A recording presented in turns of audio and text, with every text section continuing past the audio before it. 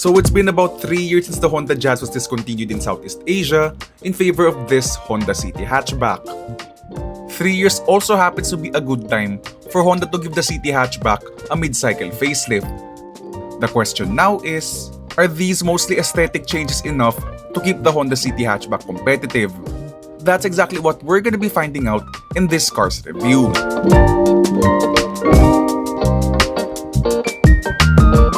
So as a recap, here's what's new on this facelifted Honda City Hatchback. So basically for its front end, what you got here is an enlarged mesh grille, and then below that is a new front bumper which has more angular shapes here along with this faux carbon fiber pattern. And then as a reminder lang din, this car also has remote engine start. And then as you're gonna move towards the side, you're gonna see here new black alloy wheels. And then lastly, for the rear end of the car, well, kasi basically on the side profile, na naman pinagbago yung kotseng ito, what you also got here is a new rear bumper, also with this faux carbon fiber pattern sa kanyang enlarged rear diffuser. Let's be honest, itong rear diffuser doesn't actually do anything in terms of aerodynamics, pero it does make the car look sportier. So finally, as you're probably gonna see, there's also a monocular camera on the car's windshield, basically for the car's Honda Sensing Safety Suite. And yeah, in terms of the exterior looks, that's pretty much what's new here in the Honda City Hatchback.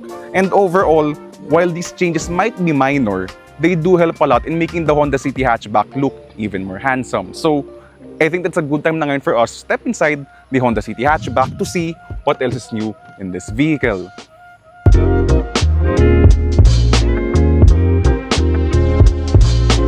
So here inside the Honda City Hatchback, in terms of the way it looks, it's still pretty much the same pa rin as the pre-facelift model. What's only new here is the fact na itong seats na to, at least in the case of the RS Hatchback, you now have here more red trims. So this helps in giving the interior a much sportier vibe, and that's complemented by the red stitching on the doors, here on the soft padded layer on the lower parts of the dash, along with the red stitching here sa kanyang steering wheel. This leather steering wheel feels pretty nice, and while the facelift is pretty minor here in the Honda City Hatchback, it's not exactly a bad thing because again, compared to the lower-end Toyotas like the Toyota Race, the Avanza, and the Veloz, Toyota kasi commissioned Daihatsu to make those cars, but of course here in the Honda City Hatchback, the lower-end cars of the brand are still made by Honda themselves. And so, in terms of stuff like the notification sounds like ito sa pintuan ngayon, that's a sign of Honda being consistent with all of their cars. And basically, yun nga, in terms of the quality, it starts with the door thud. So it feels very solid, very premium yung pakiramdam ng kanyang door thud. And it's pretty much basically like any other Honda, whether you're talking about the Civic, yun nga, the CR-V. The quality level still pretty much carries through here in the Honda City. Yun nga lang, of course, at this price point, there's more hard touch plastic here in the interior, but then again, that's pretty much expected in a car like this. As mentioned, meron kang leathered surface ka ng lower dash, but as for the rest of the interior, you have here physical controls which feel very nice and very clicky. I love Honda for that. And then, the dial turns red or blue whenever you increase or decrease the car's temperature. In terms of the tech, you have here a standard na in all Honda Cities ever this car was facelifted. You now have here a color multi-information display, which is due of course to the fact na meron na nga tong Honda Sensing. So, speaking of these screens, by the way, there's actually a weird quirk with these screens because itong main infotainment is tied into the car's automatic headlight sensor, while itong gauges have its own light sensor. So the problem here is, for example, when you're going under certain lighting scenarios, the car will turn on its headlights even if it's not dark enough naman. Pero since the infotainment system is linked to the car's automatic headlights, it's gonna dim despite the ambient light being maliwanag pa rin naman, while the analog gauges remain bright pa rin because yun nga, as mentioned, the analog gauges have their own light sensor. So may mga circumstances minsan na as a result of that, the gauges and the infotainment ay hindi nagmamatch in terms of the brightness. So yeah, yun lang, weird quirk with these two screens. But lighting quirk aside, the main infotainment itself is actually pretty good. The interface is very responsive, it's very easy to use, and you have here an array of physical controls which even makes it easier for you to operate the infotainment system. Yun nga lang, being located on the right side, the reason for why this is located on the right side, this is due to engineering. This is due to the fact that it's a car primarily for right-hand drive markets, but button situation aside din nga, minor gripes na naman ito. The interior is pretty much well laid out, and so with that said, I think that's a good time na ngayon for us to hop into the rear seats of this Honda City Hatchback. So here inside the Honda City Hatchback, as you're gonna see, well, yun nga lang umuulan sa labas, so pardon on the audio. But nevertheless, there's plenty of space here behind my driving position. So I'm 5'11" by the way in terms of height. And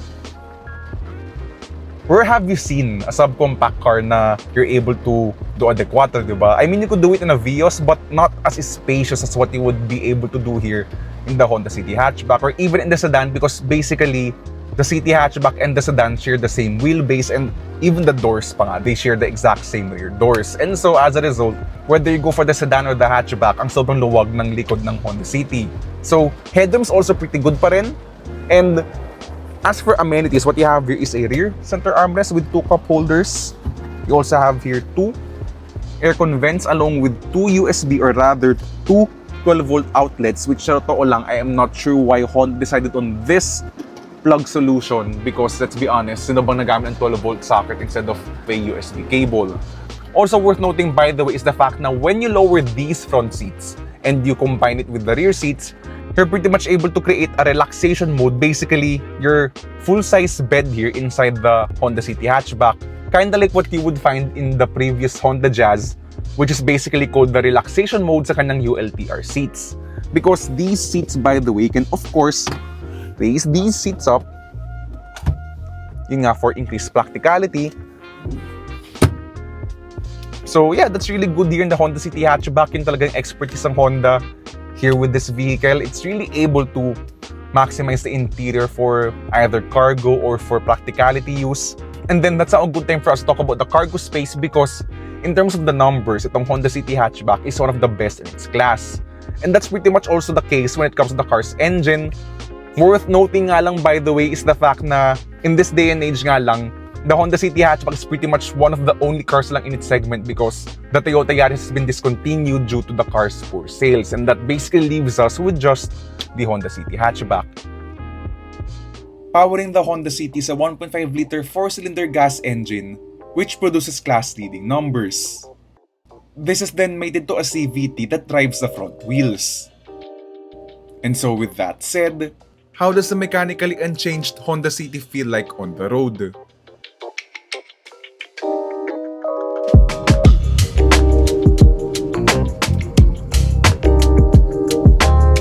So, in terms of the driving experience, here in the brand new Honda City Hatchback, well, it pretty much feels the same as before pa rin, because wala namang binago sa kanyang mechanicals, and therefore, it's still pretty much the same car as before.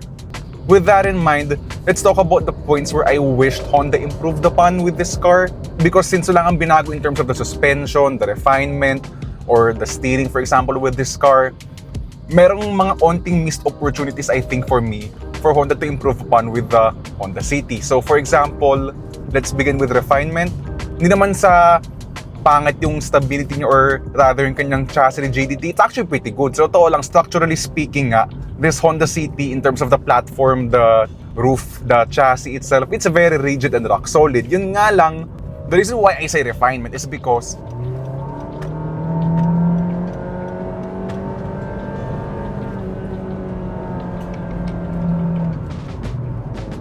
yun nga, the engine can be quite vocal. Hindi siya underpowered, mind you, itong 120 horsepower iVTEC engine, because this is actually the best in class in terms of horsepower figures. Now, the CVT and the engine is actually doing a good job with how the way it deals with the power band. Pero as you've probably heard and probably noticed, it's not really trying to mimic a traditional automatic, and is therefore holding the revs whenever you accelerate hard. On the upside though, that power figure makes the Honda City Hatchback a vehicle na, you know, is actually quite nippy. Yun nga lang, the engine's vocal, hindi siya underpowered as mentioned, but yun nga, I don't think there's a lot of sound insulation sa kanyang engine bay, and it's therefore the reason why you can really hear the engine working hard. Apart from that, let's talk about the car's handling. So in terms of fun to drive, the sportiness factor, the Mazda 2 is still pretty much the benchmark for me in this segment, pero itong Honda City Hatchback is a pretty good car nonetheless. So as we go through these corners, itong Honda City Hatchback is really performing well in terms of the handling aspect. The steering is not exactly the best in terms of feel, but there's a good amount of response. It's actually very direct, very precise to your inputs. I just wish there's more feel, pero in terms of the weight, the directness and all that, it's actually pretty good. Hindi man siya completely numb, mind you, but the Mazda 2 steering kasi has much more feel compared to what's here in the Honda City. So in the spectrum of subcompact cars, this is below the Mazda 2 and above the Toyota Vios in terms of the sportiness factor. Now, as I mentioned yun nga, the CVT and the engine does a good job in shuffling the power. So if you're gonna be driving this car enthusiastically through corners, it's actually quite a fun and well-engineered car in that aspect. Another missed opportunity, I think, for me is for them to not offer a hybrid. Because if you want the ultimate refinement in this segment, I think going the hybrid route with the Honda City Hatchback will make this car much more refined, especially at low speeds with the electric motors only working to propel the vehicle, as well as improving performance because yun nga, the electric motors offer instant torque. There's gonna be better response based on my experience with past Honda hybrids like the Honda CR-V. And so therefore, not going hybrid with this Honda City, or at least offering it as an option like in other markets like in Thailand, like in Malaysia, I think that part is a missed opportunity for me here in the Honda City.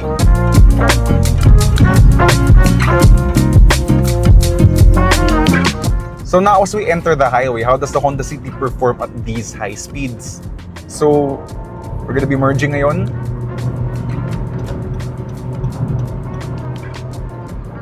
Yun nga, as mentioned, the engine doesn't do, or rather the CVT doesn't really do those fake shifts and will really hold the revs for as long as you're in the throttle pedal whenever you accelerate with this car. Now, having mentioned the sportness part kanina, that doesn't come in the compromise of ride quality because though in terms of the low speed ride, or hindi naman sa low speed, but rather the small bumps na absorption niya, medyo may onting firmness siya with the small bumps, but as the bumps get bigger, and the faster that you also drive, the Honda City Hatchback offers an excellent ride quality, especially for cars in this segment. It's helped by the fact that the Honda City Hatchback and the sedan have one of the longest wheelbases in the class, and as a result, there's stability baked into this car, and it therefore kinda makes this car feel like a bigger car whenever driving this at high speeds.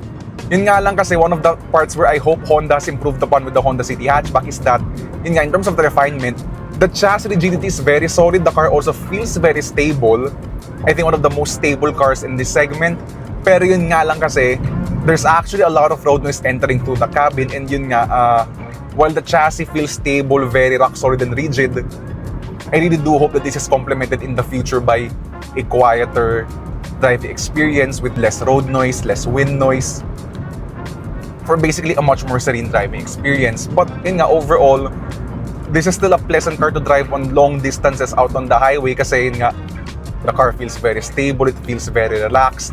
Now, as for fuel economy, the Honda City Hatchback is currently doing around 12 to 14 kilometers per liter. So it's actually one of the more efficient ones in this small subcompact sedan and hatchback segment, though I would only imagine that the Honda City Hatchback would be an even more efficient car if it went for the hybrid route. And there's a motivation for them to go hybrid because the MG3, the hatchback that's really aiming to compete with the Honda City Hatchback, no, is being offered as a hybrid. So, win nga, sana nga Honda offered this with a hybrid option man lang for this 2024 facelift.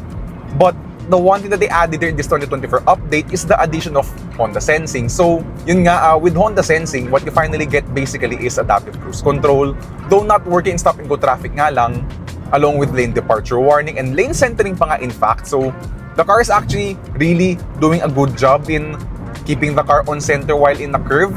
And then, this car also has automatic emergency braking along with automatic high beams. Wala nga lang siya ng mga rear-based safety features like yung blind spot warning, rear cross traffic alert. But, yun nga, with Honda Sensing, what you get naman here in the city is the forward-facing safety stuff, which still makes the Honda City Hatchback and also the sedan, by the way, because in the Honda City sedan, even in the base 1.5S, meron ka ng Honda Sensing. So, this safety suite pretty much makes the Honda City a very well-packaged car in terms of safety features. And so, yeah, this is a very compelling car for its mid-cycle facelift, while I would say na may mga missed opportunities, I think, for me to improve upon certain aspects with this car. I think Honda's still done a good job with updating this Honda City.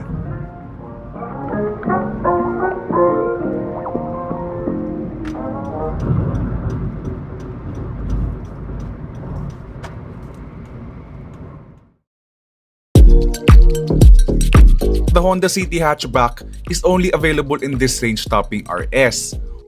Now if that's a bit too expensive for you, then the sedan starts at a little under 1 million pesos.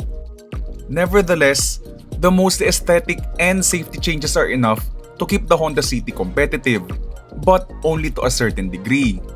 While the value proposition of the car is great, its greatest threat, however, comes in the form of the MG3 hatchback, which costs a little less than the Honda City, and at the same time, it is also available in a very powerful hybrid drivetrain. Spoiler alert, the MG3 hybrid is actually a very nice car to drive, in which a full review is coming out soon.